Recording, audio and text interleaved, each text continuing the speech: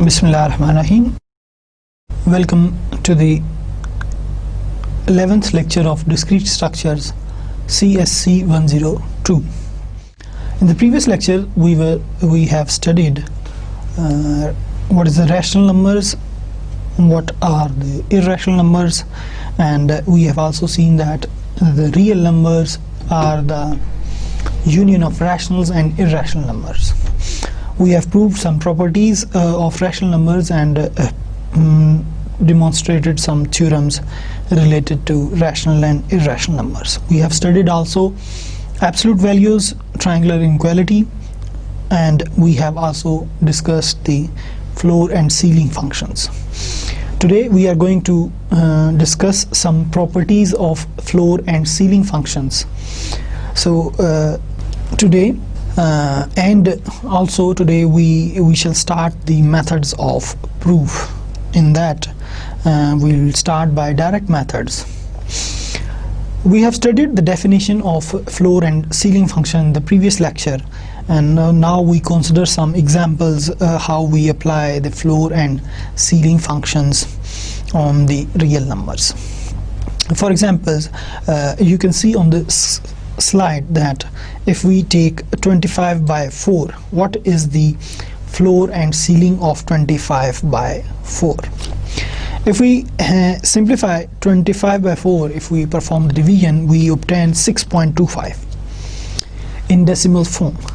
So now 6.5 is greater than or equal to, here we must write greater than or equal to by the definition of floor function. So 6.25 is greater than or equal to 6 and less than 7. So by the definition of floor function, what will be the floor of 6.25? 6.25. The floor of 25 by 4 or 6.25 will be 6, as we see in the definition that the floor of any real number is the immediate less integer of that number.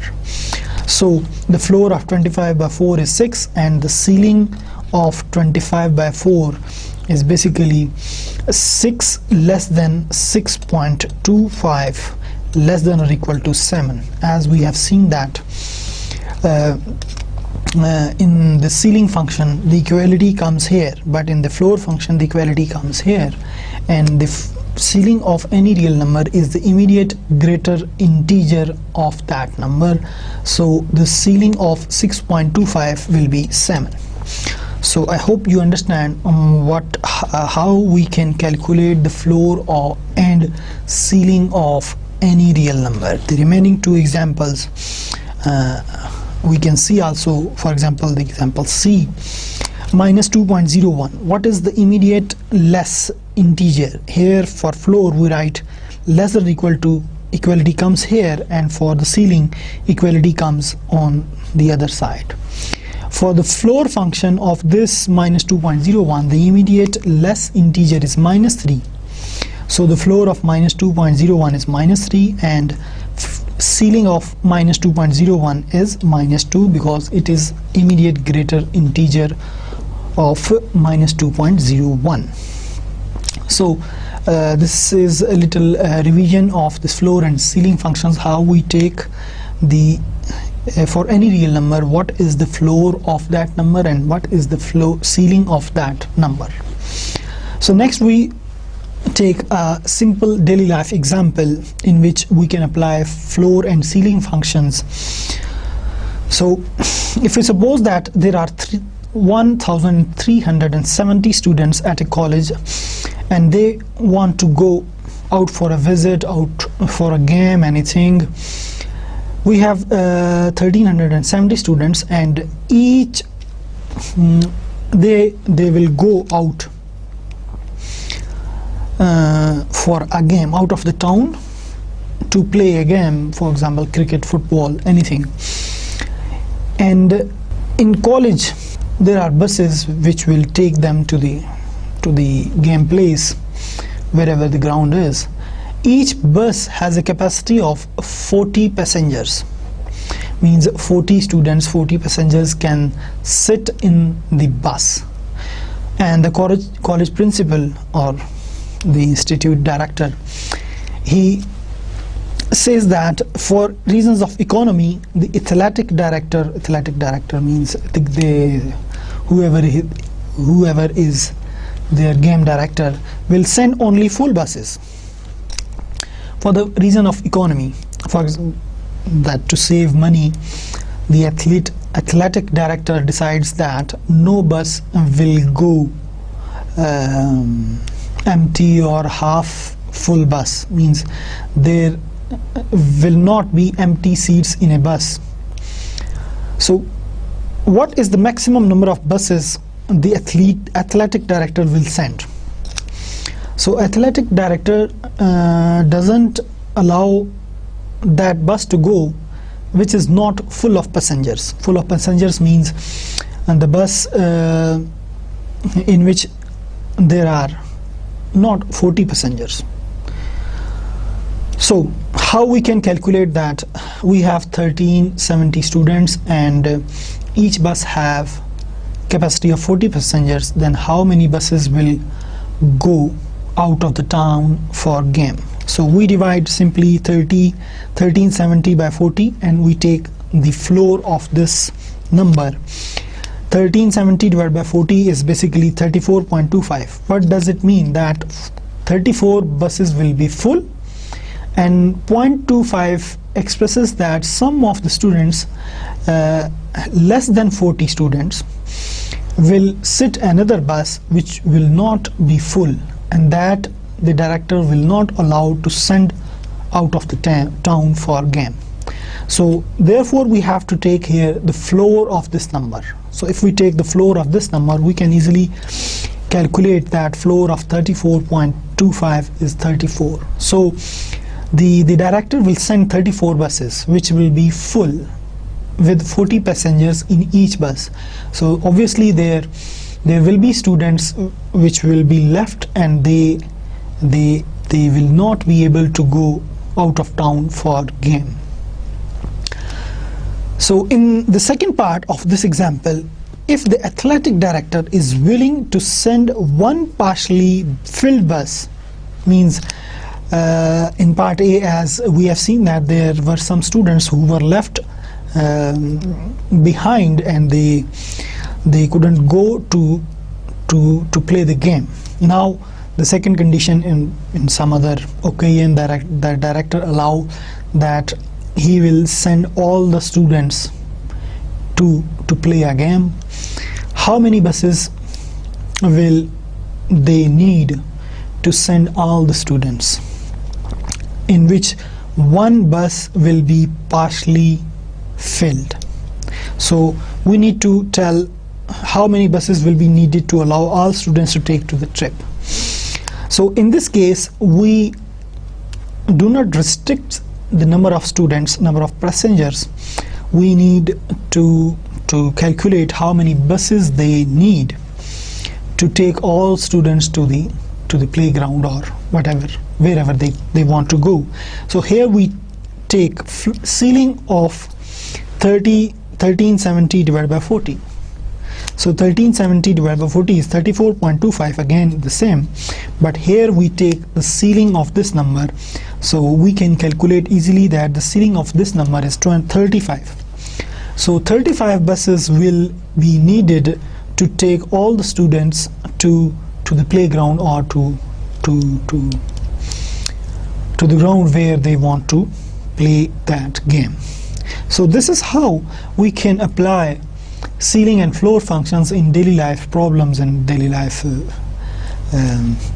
problems of such kind to calculate the complete integers such that 34 and 35. So next we study some properties of the integer. If k is an integer where floor of k and floor of k plus 1 by 2, both these floor functions will give us same value. Why? Because now we can see the solution in detail. Suppose k is an integer, then the floor of k is will remain k, because k is itself an integer. If we have an integer, then the floor of that integer will remain same, because the immediate less than or equal to that number integer will be the same integer. By the definition of floor, we can see that the floor of k is k. Now, the floor of k plus 1 by 2, what will this expression will give us? Now k is integer. Now this also give us the value k. Why? Because k is an integer, and k plus 2, the immediate less integer than k plus 2 will be k, because here k is integer, we add half number, 0.5. For example, if we have 5 here, 5, here we have 5, here we have 6, here we have 5.5. The immediate less integer than 5.5 remains the same, 5. Here we have 6.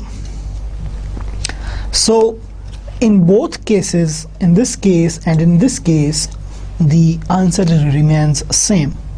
So the floor of k, if k is integer, and the floor of k plus 1 by 2 will be the same integer. Another property which we shall disprove with respect to the floor of any two real numbers, that floor of x plus y, we have to prove that this statement is false. Floor of x plus y is not equal to floor of x plus floor of y. We have to prove this statement, which is written that floor of x plus y is equal to floor of x plus floor of y. This statement is false in general. So there are several methods of proving statements. We shall discuss these methods in when we study the methods of proof. But here for this statement, we shall disprove it by giving some counterexample, as we have studied already that universal statements can be disproved by using a counterexample. We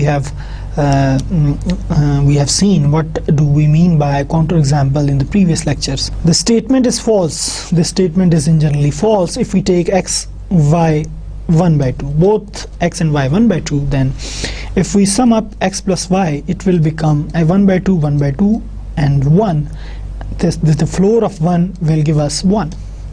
Now if we take floor of 1 by 2, floor of 1 by 2, floor of 1 by 2 is 0 by the definition of floor function, and the floor of this 1 by 2 is also 0. So this 0 plus 0 is 0.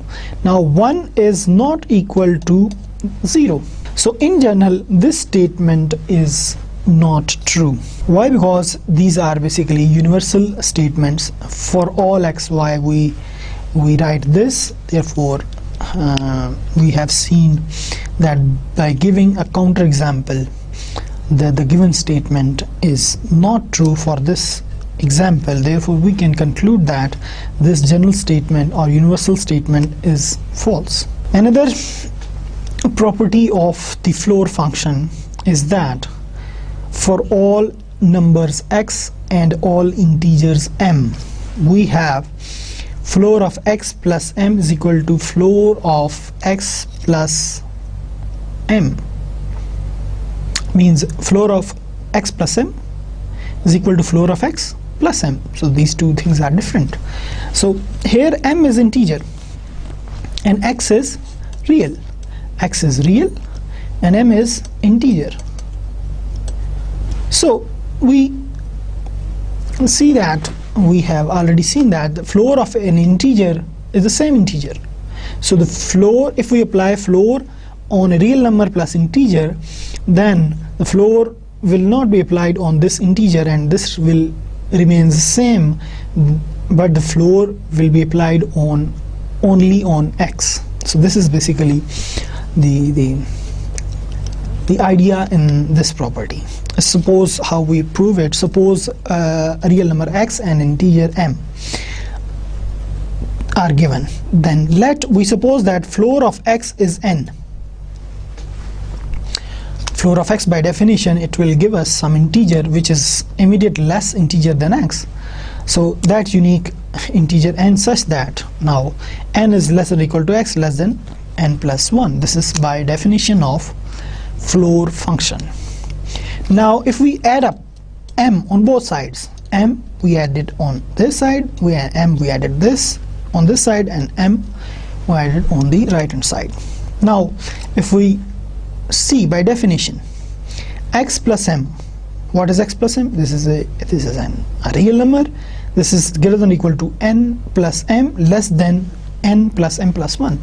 This is what? This is basically the definition of floor function. So from this inequality we can write floor of x plus m is equal to n plus m. So this here we have used the definition of floor function, but here we have said that n is equal to floor of x. So instead of n here we can write floor of x. So this we have proved equal to this, which was required to prove. So we can prove that if the floor of a real number plus an integer, this is same as we take the floor of that real number and integer we write as it. So this was another theorem related to the floor and ceiling functions, floor of functions. Another theorem related to the floor of real numbers. If we take any integer n, then the floor of n by 2 is equal to n by 2 if n is even, and n minus 1 by 2 if n is odd. So we have to prove this. So there are two cases. If n is an integer, then there are two cases. Either this integer is odd or this integer is even. There are only two possibilities for the integers. Either integers are even or integers are odd. So we discuss both cases here. First we take suppose that n is an odd integer. We take n as the odd integer and we write it as 2k plus 1, because any odd integer can be written in the form of 2k plus 1 for some integers, for some integer k. Now n by 2 can be, floor of n by 2 can be written as 2k plus 1 by divided by 2. Now if we separate these terms, this becomes 2k by 2 plus 1 by 2. So what is this? Basically 2 cancels with each other and we obtain k plus 1 by 2, and we have seen in the previous slides that k plus 1 by 2, if k is integer, as we have mentioned here that k is integer, and we add up 1 by 2 in this integer, the floor of this k plus 1 by 2 will be k. So now what is k? Here we have n is equal to 2k plus 1. If we take the value of, if we find the value of k here, this will be n minus 1 divided by 2, n minus 1 divided by 2. So here we have floor of n by 2. This is equal to k, and what is k? K is n minus 1 by 2. So k is equal to n minus 1 by 2. So the floor of n by 2 becomes what? N minus 1 by 2. So which was required in this case when n is odd. Now we shall prove for if n is even. In this case n is 2k, and for some integer k, n by 2, where n is 2k, here 2 cancels with 2 and we have obtained k. Floor of k is k because k is integer. So what is here? From here we can find the value of k. N is 2k and k is what? This is n by 2. So floor of n by 2, we have proved here that this is equal to k, but k is n by 2. So therefore the floor of n by 2 remains n by 2 if n is even integer. Therefore we have proved this theorem for any integer n. The floor of n by 2 will be n by 2 if n is even, and n minus 1 by 2 if n is odd. So next we start now the methods of proof. What is the proof? First we should know this, that what is proof, and then we shall discuss methods of proof. A proof is a logical structured argument which demonstrates that a certain proposition is true. So when the proof is complete, the resulting proposition or any statement which we are going to prove becomes a theorem. This we call as a theorem. Means if we want to prove any statement, any universal statement or proposition to be true, then its proof will be a logically structured argument. Logically structured arguments that we use previously established results in mathematics to prove that the given statement is true with a logical structure, step-by-step arguments. And this type of logically structured arguments are called a theorem if the given statement is rather simple, or it is a short proof, then we can call it a lemma. Lemma actually is a short result which is used to, or which is required to prove bigger or larger results, which are usually called theorems. Now we know what is a proof. Now we are going to discuss the methods of proof. There are usually, if we divide in broad cases, there are two types of proofs: direct proofs and indirect proofs. And in indirect proofs there are several methods which we will study here. But first we see what is the direct proof and what is the method of proving a proposition or a theorem directly. There are three major steps in direct proofs. The first step is express the statement to be proved in the form universal statement. This is basically universal conditional statement, as we have studied in logic. For all x belongs to D, where D is the domain, we have studied in logic. D is the domain. This P of x is basically called hypothesis, and Q of x is called what? Conclusion. So first of all, we shall convert the given statement into the universal conditional statement. That is, for all x belongs to domain, if the hypothesis is true, then the conclusion is true. Then how we prove it? In the second step, we start the proof by supposing x is a particular but arbitrarily chosen element of D, for which the hypothesis is true. We suppose basically the hypothesis of the given statement is true. We suppose it, and we then in the third step prove that the conclusion is true by using some already established results, theorems, lemmas, results in mathematics. So what is the general method of direct proofs? It involves three steps. The first step is that first we identify hypothesis and conclusion, and we write the given statement in the form of universal conditional statement.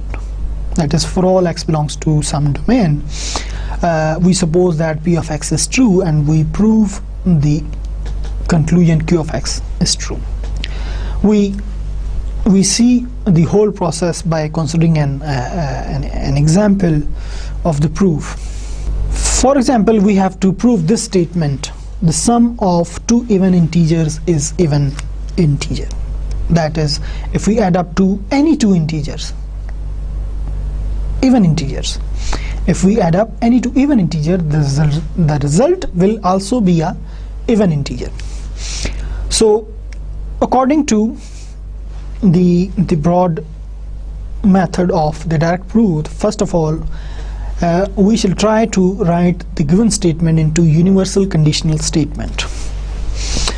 So we write it as, for all mn belongs to z, means for any two integers, if m, n are even, then m plus n is even. So this is how we can translate the given statement into a universal conditional statement. This basically, this steps comes into the deconstruct axioms. This basically, the first step in the method of direct proof is called deconstruct axiom. The second step is basically called mathematical insight, and third step here, this is basically called reconstruct conclusion. So these are three basic steps in direct proof in the language of logic. So the first step here is deconstruct axiom. If we take up this step in more detail, then first of all, in this step, deconstruct axiom, we write the given statement into universal conditional statement, and then I explain it here on the next slide. Take the hypothesis and turn it into a usable form. And usually this amounts to just applying the definition. For example, in this statement, we have supposed for all x belongs to D, if p of x. If p of x means if the hypothesis is true. For example, in this step, deconstruct axioms, we suppose that the hypothesis is true, and we convert it to a usable form by using the definition of p of x, as the p of x is given here. We use the definition here. If m and n are even integers, so by definition of even integer, what will be the deconstruct axioms? In this, we suppose that we have two even integers, m and n, and by definition of even integer, we can write m as 2r and n as 2s, where r and s are any other integers. So this is, we can write it m and n in the form of even integers 2r and 2s. So this, here we have turned the hypothesis into usable form. So this is basically the deconstruct axiom. Now the second step is mathematical insight. Now in the second step, what we do, we use human intellect, we use our brain and get a real reason behind theorem. And in the second step is basically the main step in which we think. We stress on our mind that how we can prove the conclusion on the basis of some logical results, logical you can say expressions, or already mathematical established results. In this part, we think how we can prove. For example, in this theorem, we have two even integers now in the first step, and now we are going to prove that sum of these two integers will also be even. Now what we think in the second step, that how we can prove it, in this step we add up the two even integers. For example, m plus n. If we add up m plus n, we can write m plus n as 2r and 2s. Now we also think that how we can prove that the resulting integer is also an even integer. The resulting integer is basically m plus n. So how we can prove it? Now what is the definition of even integer? I think in the third step, to obtain to reach at some certain conclusion, we have to prove that sum of these two integers, even integers, will also be even. So if we take up sum and we think how we can prove it, and we remind the definition of even integer, that if we can multiply any integer by 2, then it will become even. So from here we take, in this step, from here we take 2 common, and r is integer, s is integer. Sum of two integer is integer, and this integer is multiplied by 2. So this becomes also an even integer. So this is even integer, this is even integer. If we take up sum, the resulting integer is also an even integer. So this is what we have proved in third step. So this was what required in the given statement, so the theorem is complete now. This is how we think in proving theorems or statements or propositions directly. So the first step is basically, I repeat, deconstruct axioms. In this we suppose that hypothesis is true and we turn the hypothesis into usable form. And in second step we think we think about the real reason, how we can prove, how we can proceed towards the conclusion by using some already established results in mathematics. And at the end we see what is the definition of conclusion, and we apply whether we have reached on the conclusion or not. So this is basically the process of proving a given proposition by direct method. I have summarized the last theorem which we have proved here. This is given in the book of Discrete Mathematics written by Susanna.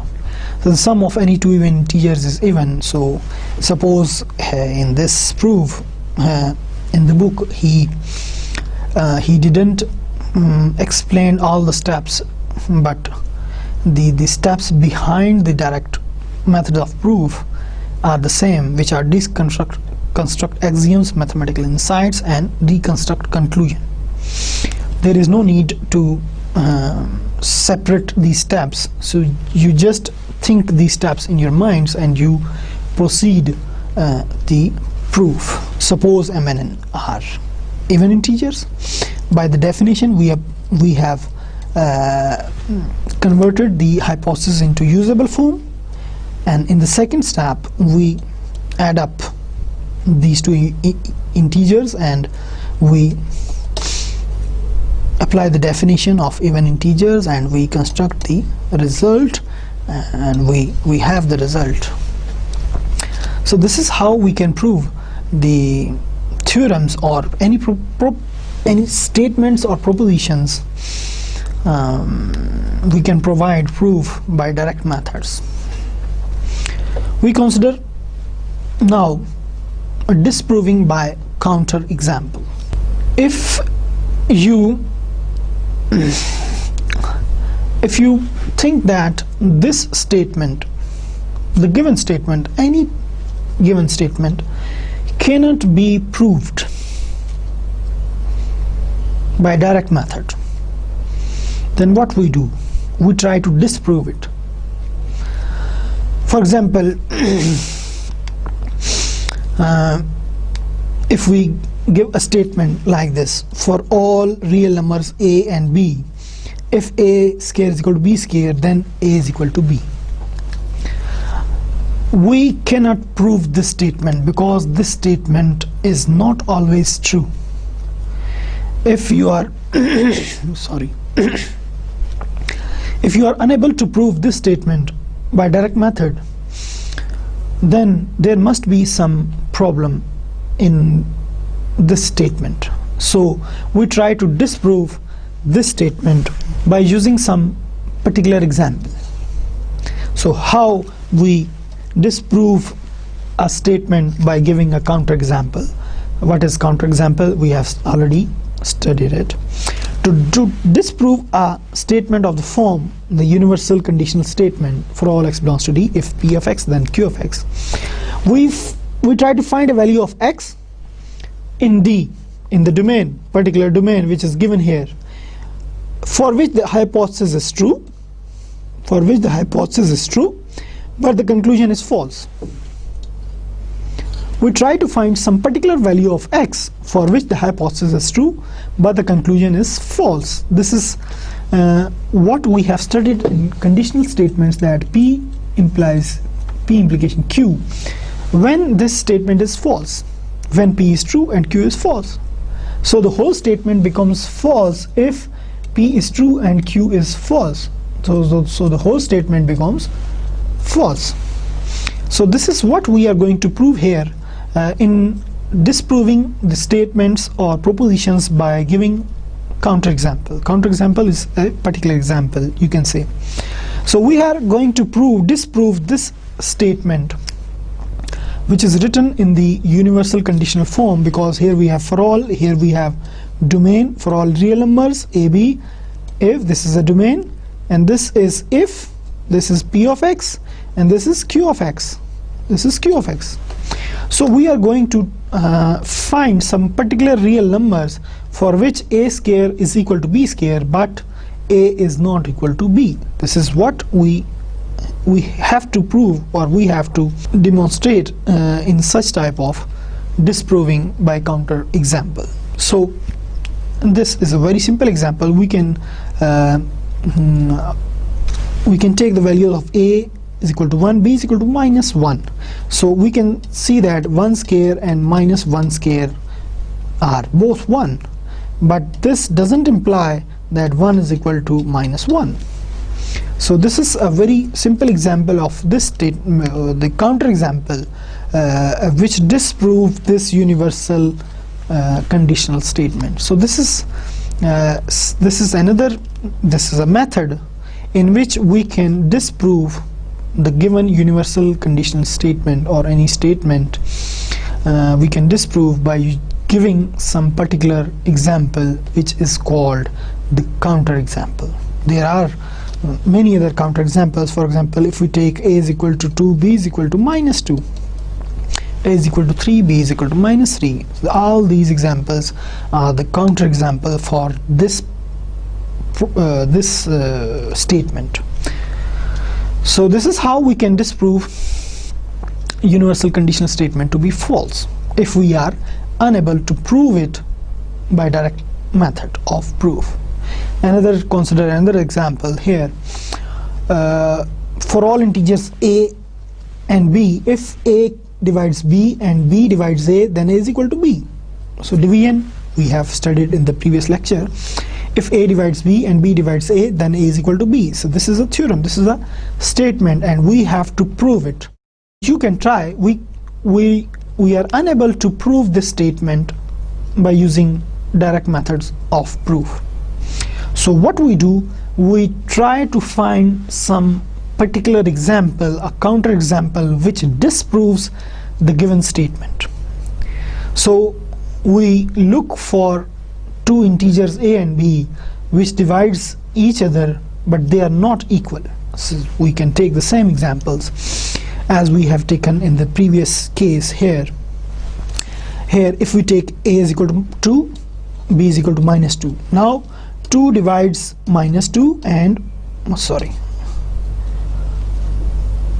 2 divides minus 2 and minus 2 divides 2, but 2 is not, but this doesn't imply 2 is equal to 2, that is 2 is not equal to minus 2. So the given statement is wrong, because we have given a counter example, a particular example which disproves the given statement. So this is how we can prove a given proposition or given statement false by giving some counter example. Next we see what the proof by contradiction. So this is also a direct method of proof. So what are the major results in the proof by contradiction? The first step is basically suppose, as by the name contradiction, we suppose that the conclusion is false. This is a method of proving a statement. Basically, to prove a given universal conditional statement, we suppose that the hypothesis is true, and we have to prove the conclusion is also true. Now in this method, we suppose that the conclusion is false. We are supposing that is, we suppose that the negation of the statement is true. Now next we show that this supposition leads to a logical contradiction. By using some already mathematical established results, we proceed on the same steps, and we prove at the end that what we have supposed is basically wrong, and if we are able to prove that what we have supposed, which is basically wrong, then what will be true? The negation of this is true, that is, the conclusion will be true. So this is the method of proving a statement by contradiction. We study this method by considering an example. So this is a given statement which we have to prove. There is no integer that is both even and odd. So we proceed on the same steps. First, we as we have studied in the direct method, that is, first we deconstruct axioms, then the second step is mathematical insight, third step is reconstruct conclusion. We do usually the proof like this, but here now I am writing in general the proof. That is basically deconstruct axiom, mathematical insight, and the third step. This basically goes only you think in your mind. So first of all, the given statement, how we can write it, how we can write in universal conditional statement. There is no integer that is both even and odd. What does it mean? For all integers m and n, m is, you can say, even, and m is odd. So we take the negation of theorem and suppose it to be true. Suppose not, that is, there is an integer. So in the method of contradiction, we suppose that here, as this is mentioned, suppose that the statement to be proved is false. That is, suppose that the negation of the statement is true. So what is the negation of this statement? We suppose that there is an integer which is both even and odd. This is the negation of the given statement. So suppose not here, that is, suppose there is at least one integer n that is both even and odd. So we have supposed the negation of the given statement. So we must deduce a contradiction. Now by giving some logical expression, by using some already existing mathematical results, we shall prove that what we have supposed is not true. That is, what we have supposed is a contradiction.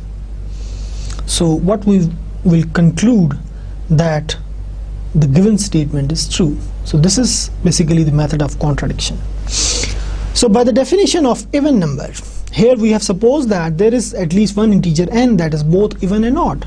So if integer n is even, then it can be written as 2a, where a is some other integer. A belongs to z. If n is even integer, now we have supposed that n is at the same time odd also. N is even and n is also the odd integer. So n can also be written as 2b plus 1, where b is some other integer. Now n has two representations. N is even also, n is odd also. N is equal to 2a, n is equal to 2b plus 1. Here left hand sides n and are equal, so right hand side must also be equal. So 2a is equal to 2b plus 1. So if we take 2b on other side, 2a minus 2b is equal to 1, and we take the common 2 into a minus b is equal to 1. So a minus b is equal to 1 by 2. So we have used some already existing results in mathematics. So now since a is integer, as we have supposed here, a is integer, b is integer, and we know that the sum of two integers is integer, sum or subtraction. Sum, if we take a plus minus b, we can say that sum of two integers. Sum of two integers, we have proved already by using direct method that sum of two integer, no, that we have proved sum of two even integers. Here we have sum of two integers. We know that sum of two integer is also an integer. So here a minus b is also an integer, but here we have 1 by 2, which is not an integer. What is this? This is basically a rational number. So left hand side we have integer, right hand side we have rational number. So a minus b must be an integer, not the rational number. We have proved that every integer is a rational, but not every rational is an integer. So therefore we can see that this is a contradiction, because on left hand side we must have integer, on the right hand side basically a minus b must be integer by the definition, but here we have a minus b comes rational. So this is basically not possible, or we can say that this is a contradiction to the fact that we have supposed a is integer, b is integer. So the difference must also be integer, but difference is a rational which is not an integer, thus ab is integer and ab is not an integer, which is a contradiction. So we have two possibilities. Here we have a minus b is rational, and by seeing these suppositions, the a minus b must be integer. So what is true? We are not sure. That this is basically a contradiction to the fact that which we have supposed. We have supposed that there exists some integer which is both and even and odd. So if we are arrived at a contradiction, then what we say that our supposition was wrong. What was our supposition? That there exists some integer which is both even and odd. So this supposition is wrong. Then what is true? The given statement is true. So we have proved the given statement by using the contradiction method. So this is basically the method of contradiction. We take another example, this or another example. This is a very simple example. So we take this. The square of an even number is even. So this we have to prove.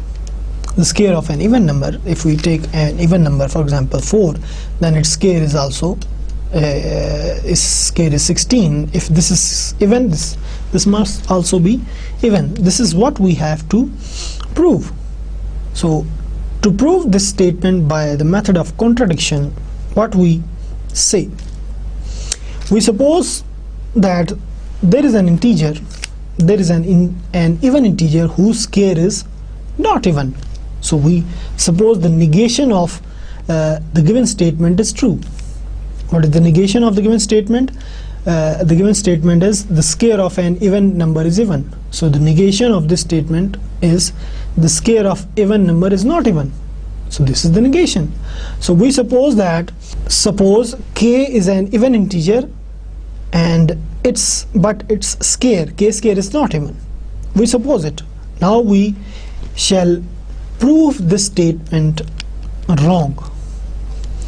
Then we say that our supposition is wrong and we arrive at some contradiction, therefore the given statement is true by using the method of contradiction. Suppose k square is, if k square is not even, then k square must be odd.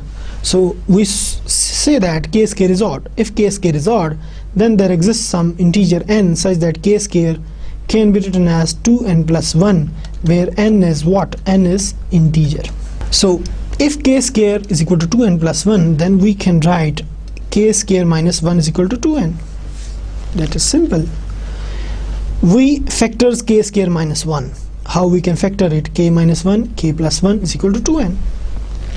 So how we factor, we have already, I hope you have already studied this formula, a square minus b square is equal to a minus b into a plus b. This is how we can factor k square minus 1. Now k minus 1 into k plus 1 is equal to 2n. What does it mean? It means 2 divides k minus 1 into k plus 1. It means 2 divides k minus 1 k plus 1 by using the definition of divisibility we have studied in previous lecture. If 2 divides k minus 1 into k plus 1, it means either 2 divides k minus 1 or 2 divides k plus 1. And since 2 is prime, then there exists k minus 1 is equal to 2a. Means if 2 divides k minus 1, by the definition of divisibility, we can write k minus 1 is equal to 2 into some as so the divisor d, 2a, where a is some integer. Or if 2 divides k plus 1, then k plus 1 can be written as 2b. b is some other integer. So here, from here we can write k is equal to 2a plus 1. From here we can write k is equal to 2b minus 1. So what does it mean? K is equal to 2a plus 1, k is equal to 2b minus 1, where a and b are some integers. It means that k, in this case, k is odd.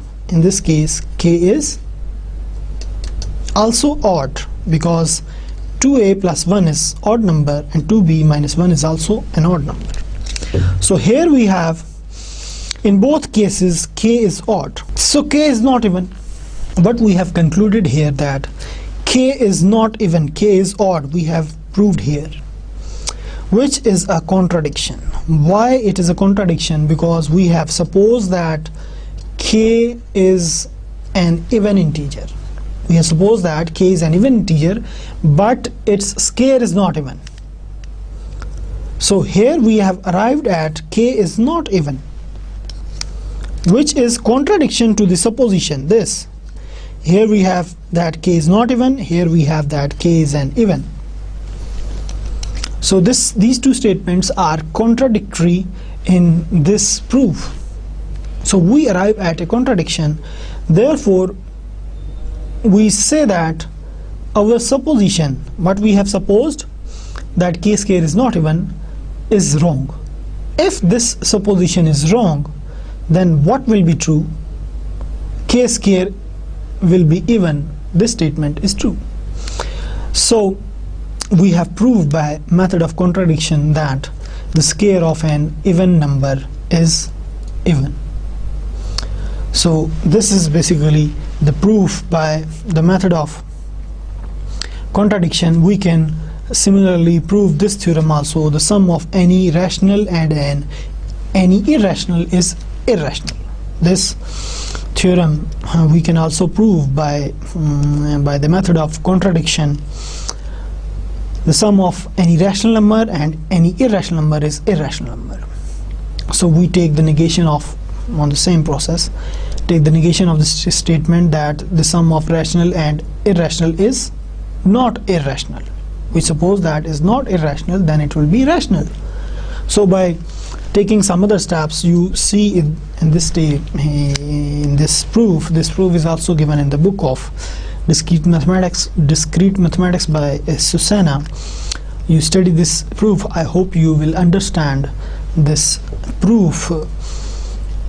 And for today, and we stop here. In the next lecture, we shall discuss the indirect methods of proof, and we shall revise some of the direct proofs also, and in detail we shall discuss the indirect proofs. So what we have studied today, we have studied some properties of floor and ceiling functions. We have proved some theorems related to the floor and ceiling functions. We have started today the methods of proofs. I have told you that there are two major branches of methods of proof: direct methods and indirect methods. In direct methods, we have studied two methods: direct method and the proof by counterexample, and disproving a statement by using by giving some counterexample. And we have studied also the method of contradiction in direct proofs. In the next lecture, we shall start the indirect proofs. Thank you very much. Allah Hafiz.